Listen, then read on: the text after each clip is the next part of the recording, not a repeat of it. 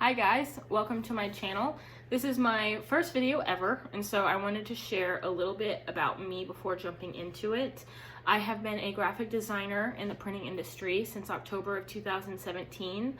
I am self-taught. I've had the opportunity to work with many different people, hundreds probably, probably not thousands, not quite there yet, but hundreds at least of people to get them the designs that they want to reflect their personalities and their businesses. And I've had a lot of fun doing it. And so I wanted to start making some YouTube videos to give other people the tips and teachings that I've used a lot in my experience as a graphic designer. And so, yeah, the first video today, I'm going to show you how to restore a photo. This is something I absolutely love to do. I just like taking an old damaged photo and fixing it in Photoshop. I do it in my spare time sometimes. It's just kind of therapeutic for me. It's fun. I just enjoy it. So yeah, that's what we're going to be doing today. I plan on doing more videos, of course. I'd like to do how to create things in PowerPoint, because in my industry there's a lot of people who bring in PowerPoint files that are never set up correctly, so I figured that would also be something good to cover on my channel as well. But yeah, let's go ahead and jump right into it. I'm sure I'll talk about myself some more in future videos, but just wanted to give it a little bit of background for this first one. So I hope you enjoy, and let's get right on into it. Alright guys, let's go ahead and get started on this photo restoration. The first thing I'm going to do is open up Photoshop, and I already have my file open, and I changed the resolution to 300 dpi. That's just something I like to do. I don't think it's really necessary, especially if you're just learning, but that's just something that I do. Okay, the first thing I'm going to do is I'm going to straighten up this image. So you see how it's kind of skewed because the way the picture was taken, it was not straight on, and that's not a big deal. What I like to do is I like to find a side that looks somewhat straight, zoom in, and I try to make it as even as I can, or parallel as I can might be a better word, to the bottom. So that's getting close. Let me maybe shift it back that way a little bit. And this doesn't have to be perfect. That's just so you lose as little of the photo as necessary, because the next thing that I do is take the cropping tool, this one right here, and I just bring it in some until I just have the edges of the photo. Because, too, with old photos like this, sometimes the edges are just crooked, and there's nothing you're going to be able to do about it anyways. Alright, so that's the first step. In my opinion, it already looks a lot better. Okay, so now the next thing, that we're going to do is we're just going to grab the cloning tool. And this is the tool that we'll be using for most of this. It's this little thing right here. It looks like a clone stamp tool. And how to use this tool is I like to start with a bit of a bigger brush size, if you will, and you're going to hit Alt on your keyboard. And whenever I hit Alt, you'll see it change to this little target right here.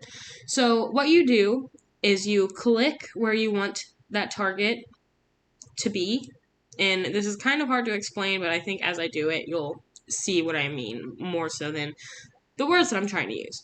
So you're going to click here, and then you can see now the brush is where that target was.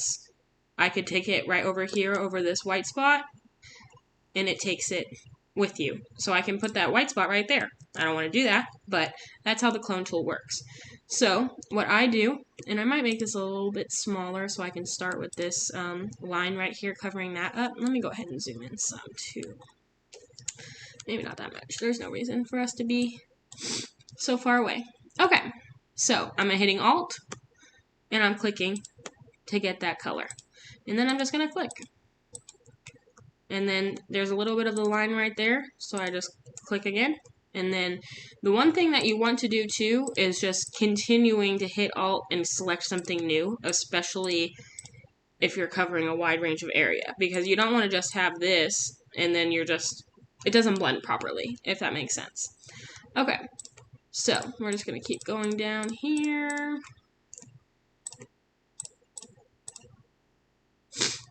I'm just going to kind of do this, and some of this too is just kind of a like guessing game in some ways. You just kind of got to do what you think looks best and how it probably looked originally. And then I'm just going to go ahead and start covering up all these little dots because that color, the way the color varies in the background, it looks like it could have been like a fabric background from the original photo. I don't think that's necessarily a result of damage. It could be, but it also doesn't necessarily make the photo look bad. But once we get all the big stuff taken care of, then we can go back and kind of play around with that and see what we think might look better. Okay, and then I'm just going to kind of go around. I'm going to do all these little spots right here. I want to cover up everything that looks like it's not supposed to be there. And this spot right here.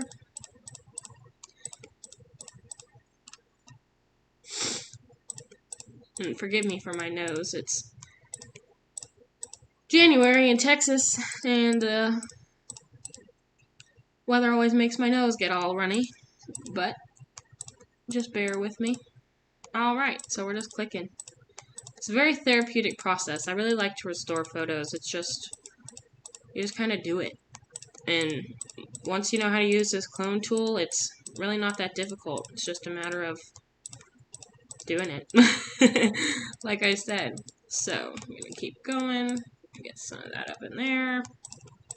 And one thing I probably should have done is copied this so we could kind of go back and forth and toggle between the original photo and the one I'm editing, but that's okay. I can open up the original photo again here in a second after we kind of do our first once over. Okay, so obviously not even close to finish yet, but you can see we've made a lot of progress. So what I'm going to go ahead and do, just so we can see, is I'm going to do open. Go to my desktop.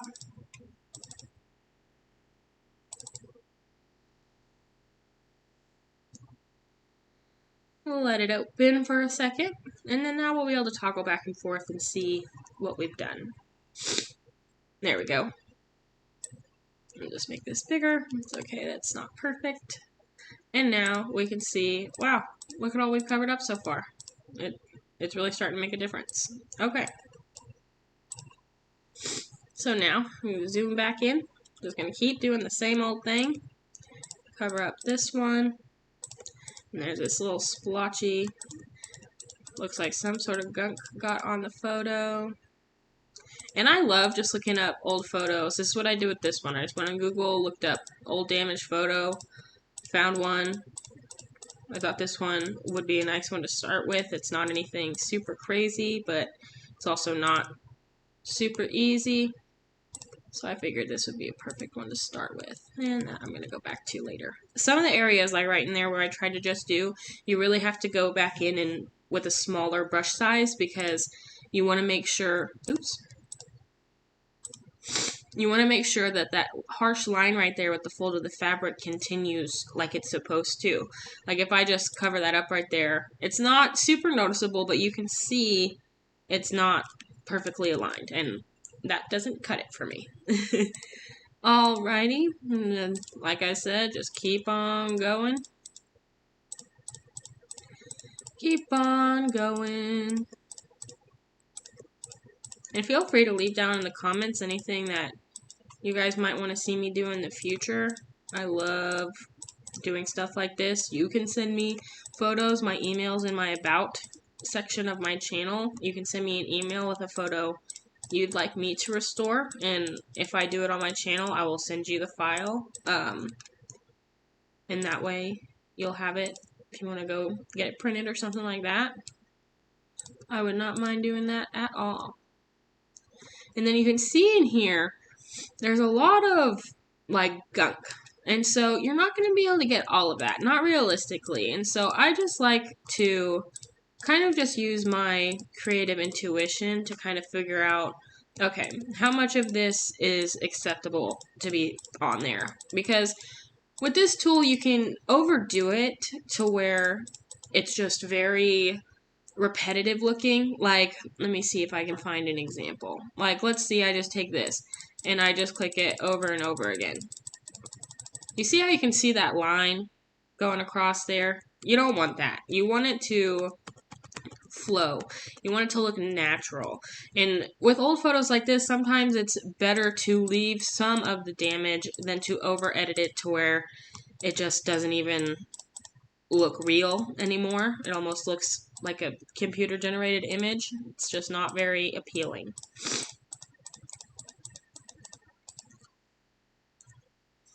Alrighty, I'm gonna cover up this white spot right here. Okay, so that kind of covers up that corner. I'm going to get rid of some more of this like harsh lined gunk looking whatever messiness.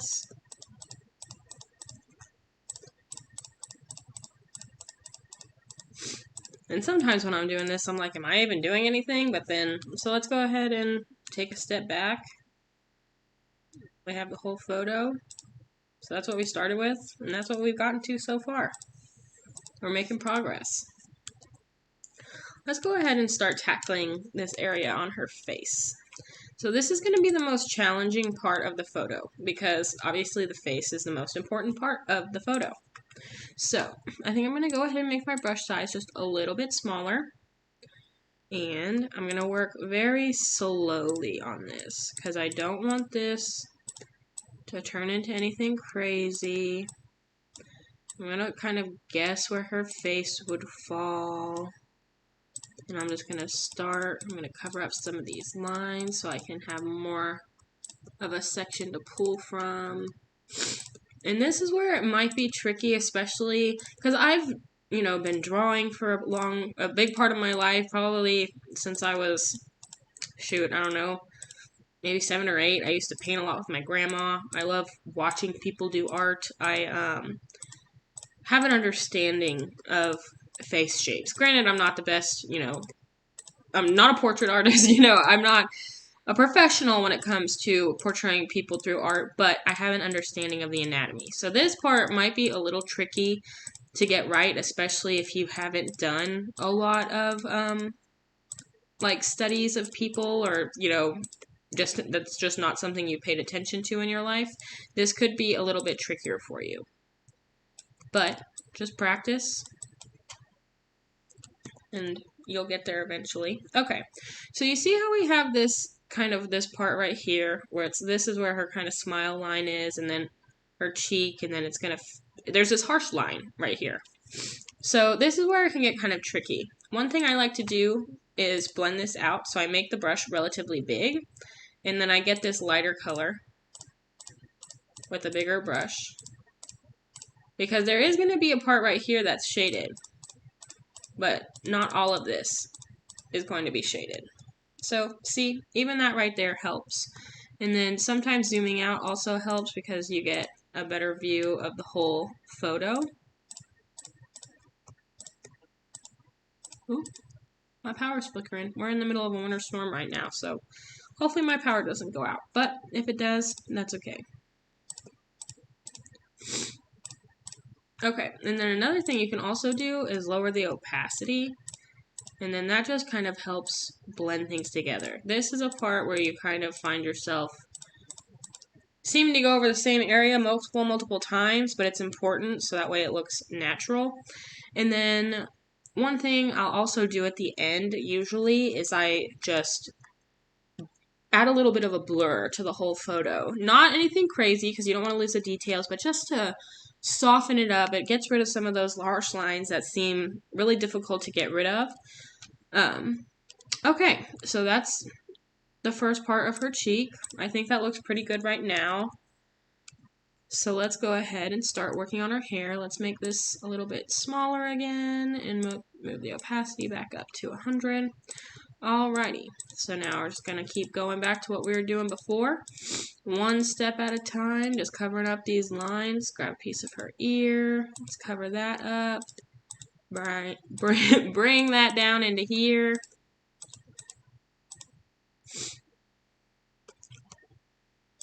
Get some of this background area.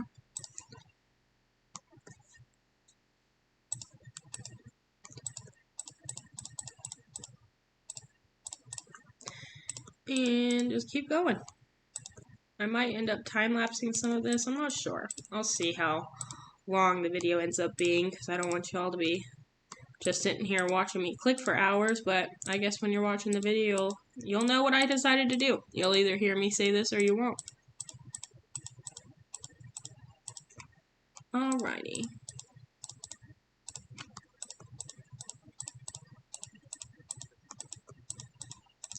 Just covering up some more of these lines. I'll get back up to there by her neck and stuff here in a second. Now, it looks like this rip almost went exactly where her neck is supposed to be. We might need to do some smoothing out, but for right now to start, I'm just going to replicate her hair down here to get that where it needs to be.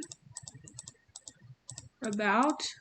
And again, you don't know that this is exactly what the photo looked like, but you're just kind of taking creative license and saying, I think this looks good, and it looks better than it having a hole in it, so that's what I'm going to do. And then if you have a client that you're actually doing this for, you know, they might have a photo of the real person that's different, so you might have a better idea of what they did look like before all of the damage to the photo, and that can help as well. But if you don't have another reference photo to look at to see what the person looked like outside of the photo you're restoring, just do your best. If you think that it looks like it flows properly, then go with that. And then whenever you show your client, if they have some requests, you know, like, hey, her neck was supposed to be a little bit more this way, or, you know, her eyes, you know, anything, then you can make those adjustments then. But unless you have something to reference, just do your best. That's my advice. So, and then the eyebrows can get a little bit tricky because I want to just take this and just follow it down this way. But if you clone this and you keep going, it doesn't curve like it's supposed to. So there's a little bit of figuring out what works and what doesn't, and cleaning up around the eyebrow area. See? Getting that line out of there. Getting that line out of the top of the eyebrow.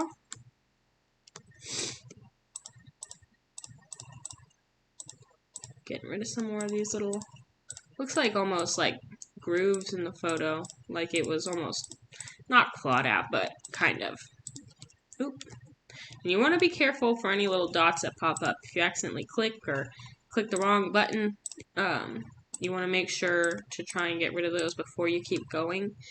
If you don't, then you just have to go back and cover them up. It's not the worst thing, but it sure is easier to keep up with making sure you're not making any mistakes while you're going through instead of having to fix mistakes later.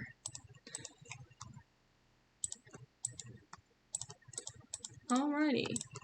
We're getting pretty darn close to being done with her face, which is always the hardest part, but most exciting part for me, because I think it's the most challenging and it offers the most stark reaction and difference to the photo. Alright, so let's just go ahead and zoom out again, and let's take a look at the original. So that's what we've done so far.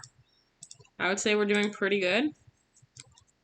This section up here, this corner, is an area where I would like to make the brush relatively bigger and lower the opacity. And take that and just kind of smooth and blend that area out. I feel like it's looking a little bit too harsh.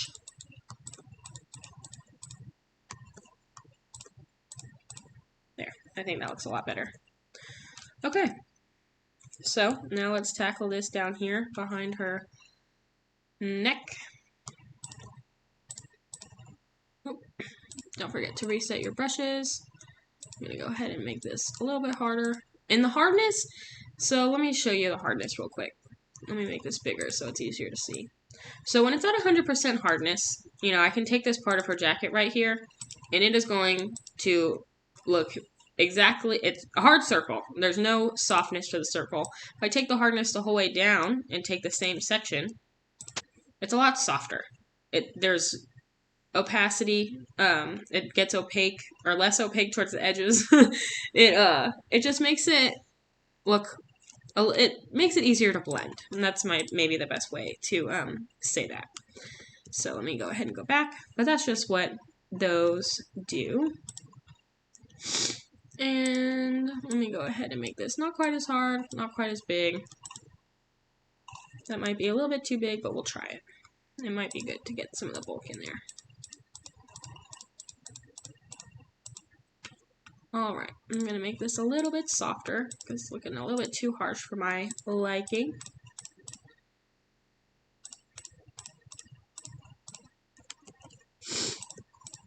Okay, and then I'm going to make the brush a little bit smaller so we can get up in here.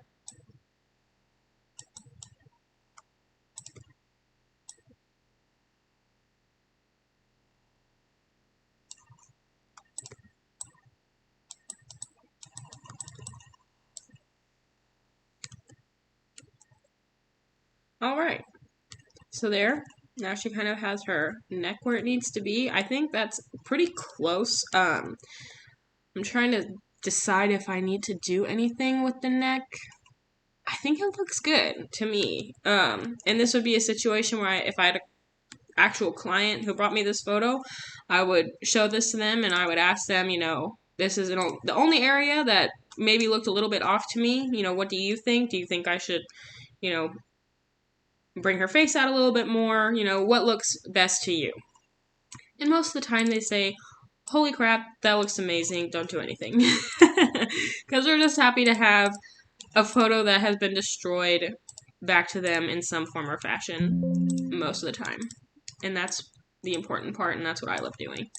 Alright, so now we're just going to kind of go through and get rid of some more of these little creases that are in the photo. Just really start nitpicking. If there's anything you see, any of these little white dots around here, kind of off color, like yellowy dots.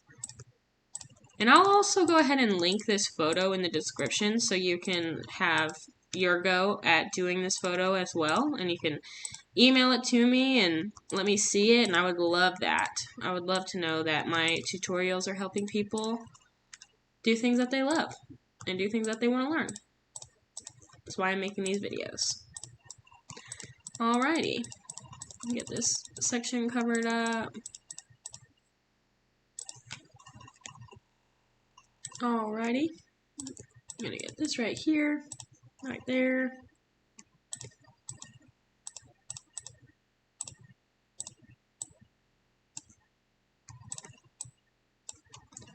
Alright, there's this little dot in her hair. And then I might go back. Sometimes it's easier to do all those really tiny dots at the very end all together at once, because you can just make your brush really small and go right over them. Whereas if you're kind of still working on the bigger chunks and you have a bigger brush, you go over the smaller dots. Sometimes it's too big of a brush and it just makes it look a little bit weirder. So sometimes I go through and do those small dots, especially in areas like this where it's, you know, the hair, it's really close to her forehead, you know. You don't want things to get off right there. So that's a place where this dot right here, it's like, that's just background. So it's not as big of a deal if it's not perfect. Just keep covering up these creases. Keep covering up, covering up. It's just a lot of looking, going over the photo over and over again. Eyebrow itch. Alrighty. Alright. There's one right there. And two, the first time you do this, you're probably not going to get all these dots. I do this a lot. I do this for fun in my in my spare time sometimes, and so this is just something I like doing. I like getting nitty-gritty in the details of everything and looking at all the sections and making sure that everything is perfect. But sometimes, I'll admit, I go a little bit overboard. And then some areas too, I like to just smooth out, like right there. I feel like that looks a lot better. And same kind of like right there. I almost think this would be like a fold in her sleeve.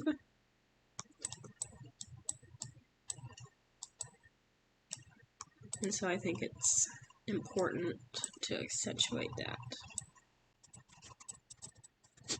And I might have gone a little bit too much, but that's okay, because then I just take this color over here, just kind of thin it out some. And let's start working on covering up some of this dirtiness.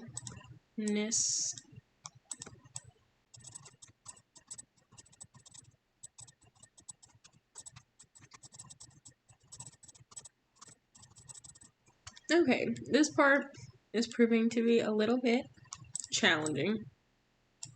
It's just a little bit too dirty. So I think instead of trying to do that sleeve fold, I'm just going kind of go like that and start bringing this color down. And sometimes when you are covering large areas like this, like you can see this pattern kind of showing up. Just keep doing what you're doing, like I am right here, and then I'll show you, we can go back and kind of adjust that to where it doesn't look so repetitive. So what I do, now that I kind of have that formed how I want it, I kind of just go to different spots and take different spots from different parts of the sleeve and kind of go over it to where it looks a little bit more random, a little bit more natural, a little bit less stamped, like we've been doing. Okay, so see, even just that helped make it look a little bit more natural. Okay, so now I'm going to kind of come up in here and do the same thing.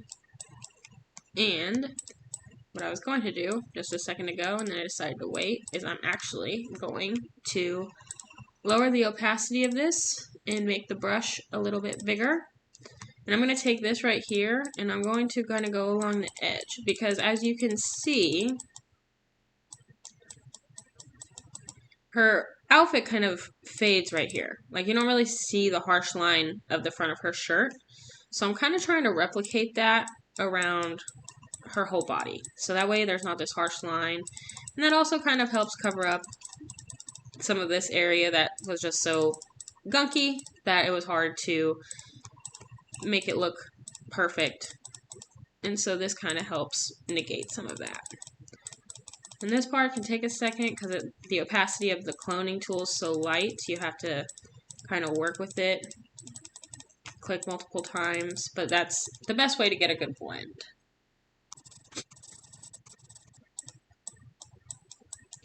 Alright, so we're getting there.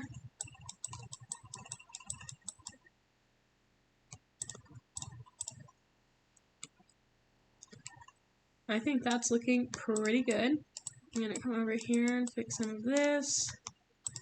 And then this is where I might start trying to blend the background some with this bigger brush and the opaque, or the transparency, the opacity being down low. Kind of just soften some of this stuff up, make it look a little bit more natural, a little less harsh on some of these gradients. Kind of makes the background look a little bit more like those backgrounds you would take in your elementary school photos, so, like almost clouds. That dark, just that weird photo backdrop that I feel like people used for the longest time.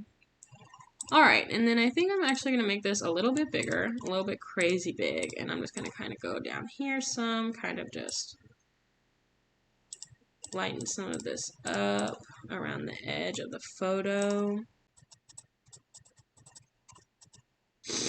Okay.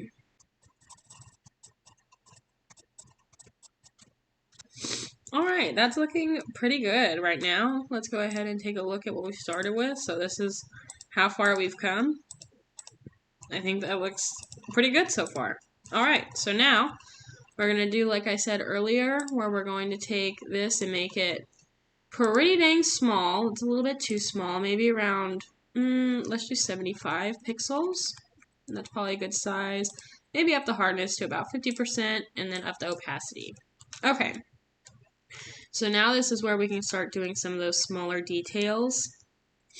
So right here, the ear had that little white dot on it. some of the parts in the hair have some of the gunk. You can cover that up. Alrighty, cover this one up on the hair. This one up right here.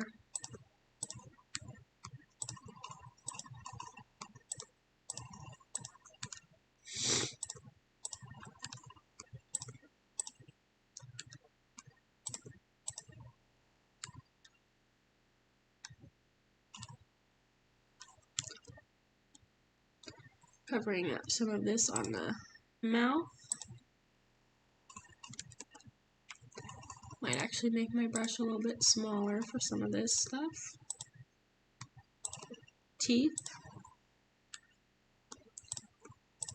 And then I'm just going to start down here a little bit lower, covering up some of this yellow. I'm going to lower the hardness on this some more. It's looking a little bit too crazy.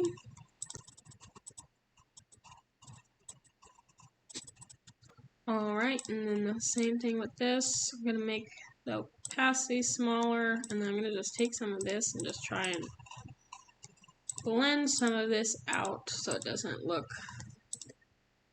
so strange.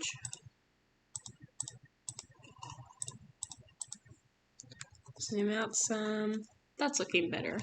Still got some harsh right there.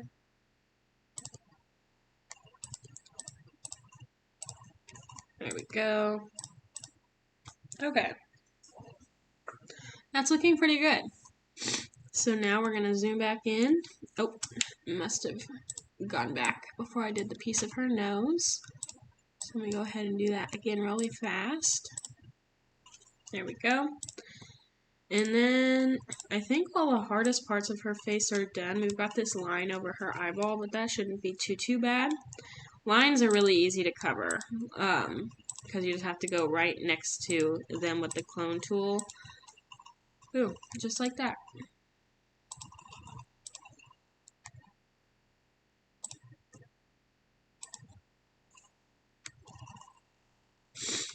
And this might be getting a little bit too close, but I'm a perfectionist, so that's what I do. Alright, try and get rid of this scratch on her actual eyeball. And sometimes with this stuff, you kind of just got to do the best you can, because you don't want to go so far that the details of the eyeball are lost. But I think that looks good. Okay. Oh, jeez. It's windy outside. This winter storm is crazy, and it sounded like somebody was just about to open my back door. That was a little scary, but that's alright. Alrighty. Now, I'm just kind of going around, getting all these little dots.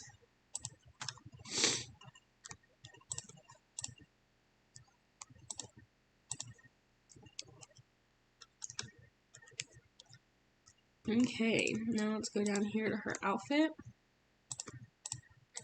And this part right here.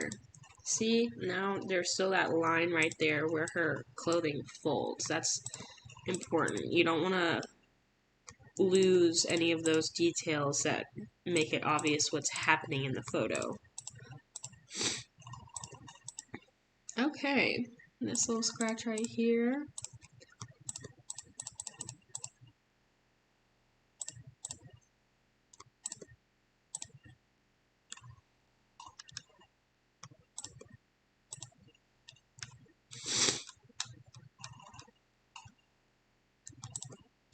And I think we're just about done with the cloning tool. I think that looks pretty good. Let's take a look at where we started. So that's where we started, and this is where we got to. Alright, so now the next thing I'm going to do is what I told you about earlier, and that's adding that little bit of a blur to the photo. So what I like to do is zoom in on her face because that's the most important part.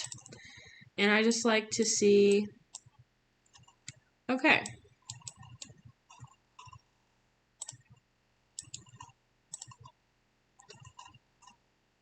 So if you blur too much, then obviously you start to lose the photo.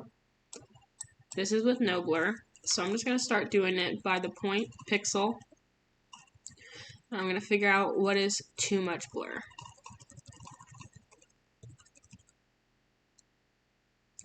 Okay, so that's too much blur.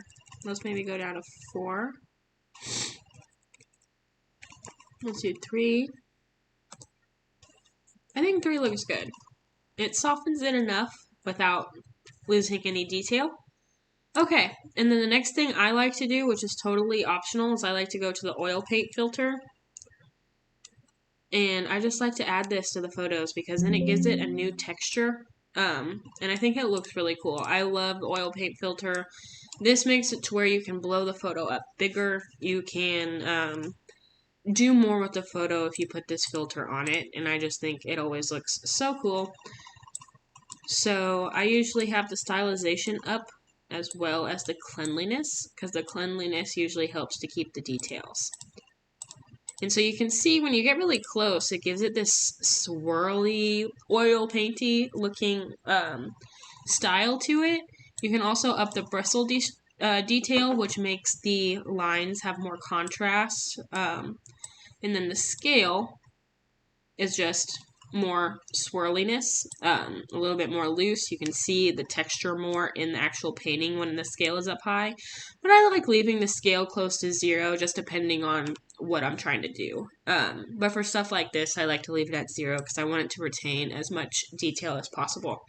Alright, and that's pretty much it.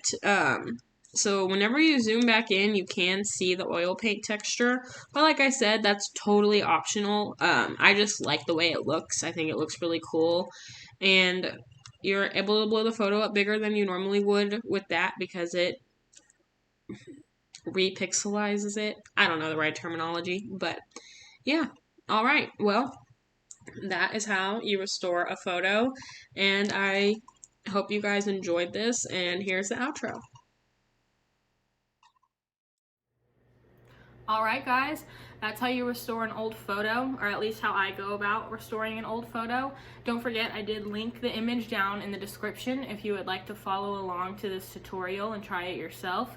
If you do, please email it to me. My email is in my About section of my channel. I would love to see them. I would love to know that my tutorials are being used and are helping people do what they want to do and learn what they want to learn.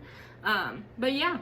Other than that, I just hope you enjoyed the video. If you did find it useful, I would appreciate you hitting the subscribe button, but no pressure. The like button too, but also no pressure. But anyways, I just hope you all have a great day, and I'll see you next time. Bye!